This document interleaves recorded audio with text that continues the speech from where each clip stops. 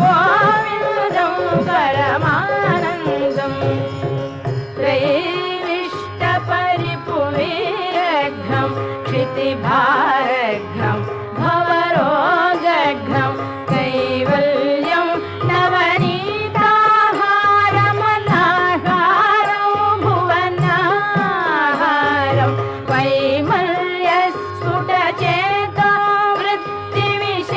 वृत्तिविशेषाभासम् अनाभासं शैवं केवलशान्तं प्रणमत गोविन्दं परमानन्दम्